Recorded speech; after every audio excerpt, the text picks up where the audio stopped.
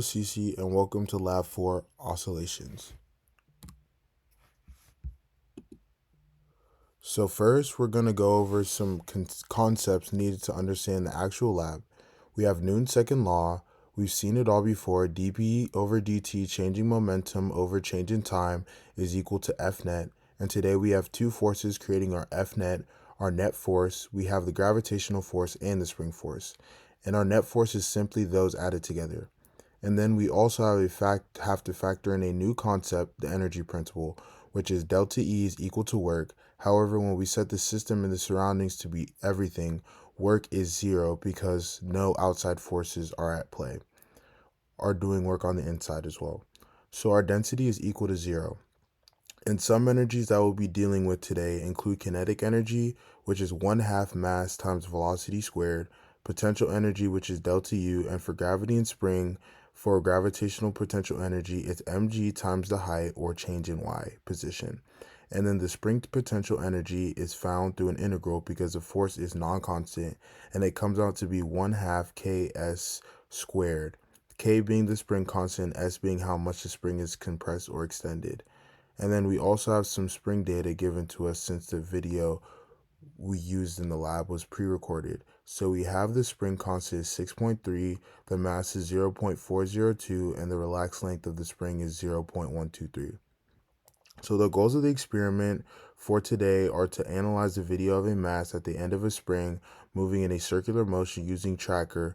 Then we're going to construct a computational model using GlowScript. Finally, we're going to compare the results and answer some ending questions.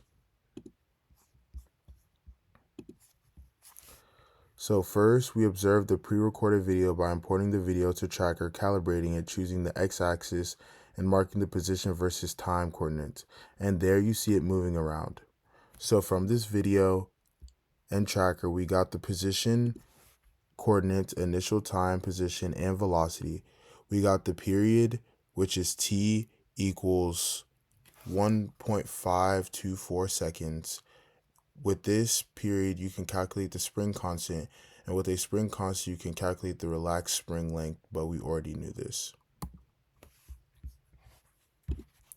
Moving on, we have the GlowScript model that we're using to compare the observed data.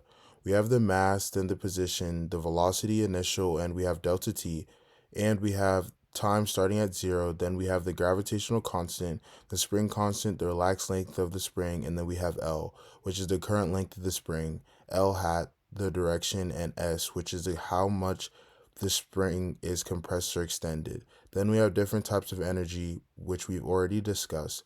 This is kinetic, potential, and all the energy, the total energy, which is equal to all those added together. And then the calculation loop shows where t is less than 9.714 seconds, which is how long the tracker video lasted. We have the initial energies, we have force, the gravitational force, the spring force, the net force, velocity and position update formulas, the spring force, and then finally the energy changes, which is just the current energy minus the initial.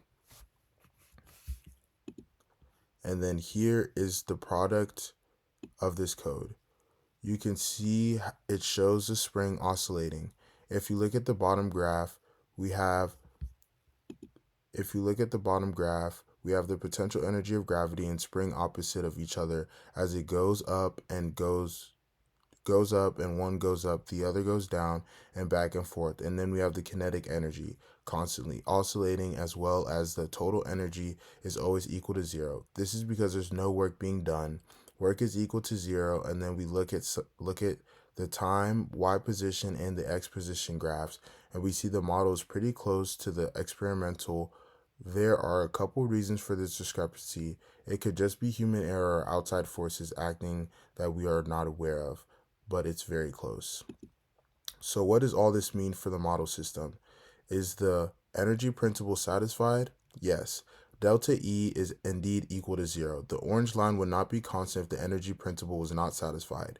And then we found two separate oscillation periods using the x and y position data. We have x equaling 1.75 seconds and y equaling 1.67 seconds.